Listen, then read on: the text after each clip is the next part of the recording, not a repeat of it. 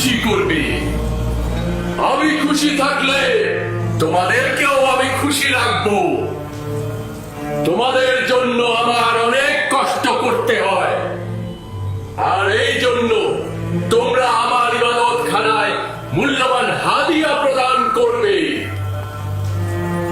যেন তোমাদের মৃত্যুর পরের দুনিয়া আমি অমর করে রাখতে পারি। দ্বিতীয়টি,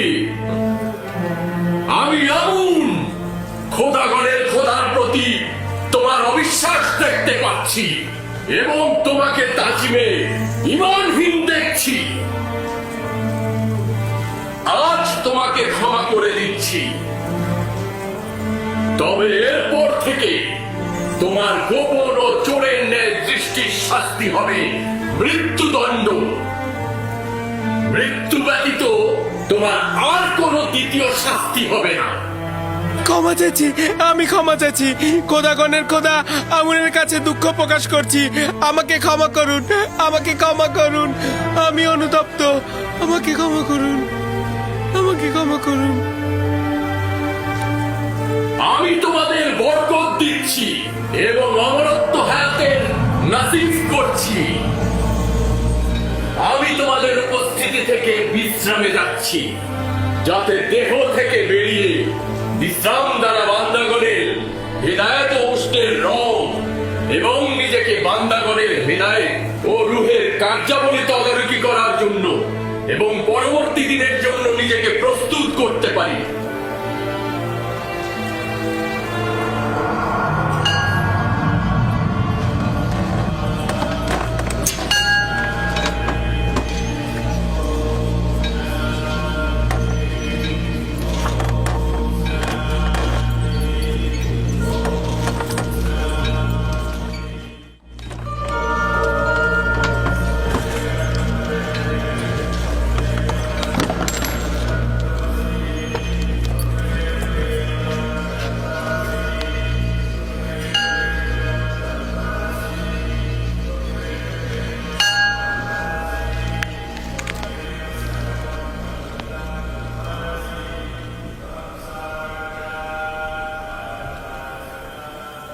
আমুন তোমাদের নিজের অনুগত্যে রাজি আছেন। মন্দির ও মন্দিরের খেদমতগারদের ভুলে যেও না। নিজেদের হাদিয়া ও নজরানা দ্বারা আমুনকে সন্তুষ্ট করবে।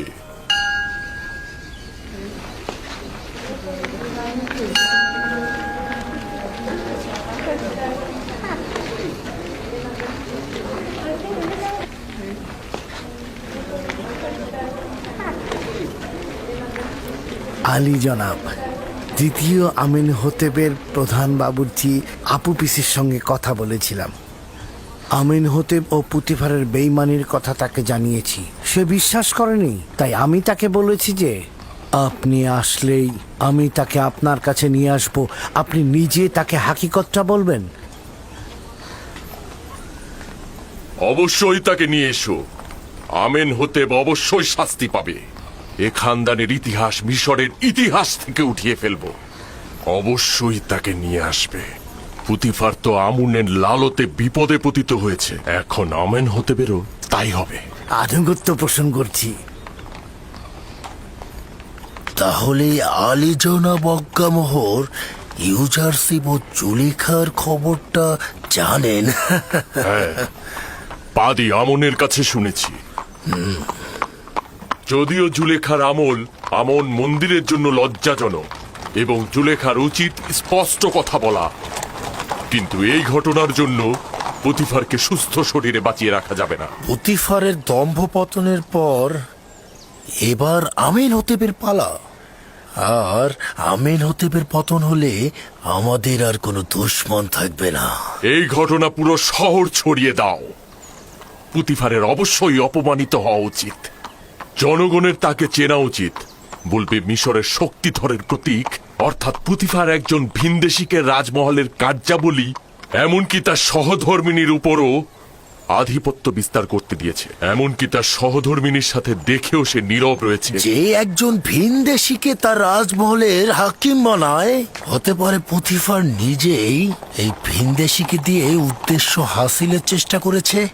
বলো পুতিফারের তত্ত্বাবধায়ক একজন কাফের বলবে আমেন হতেব ও পুতিফার আমুন ও আমুনের ইবাদতখানা ধ্বংস করে দেবে, জনগণকে এই হুকুমতের বিরুদ্ধে ইন্ধন যোগাবে। পুতিফারকে খবর দাও, এই ঘটনার পূর্ণ বিবেচনার জন্য আমি তার রাজমহলে আসবো। যাও। ঠিক আছে জনাবে আলী।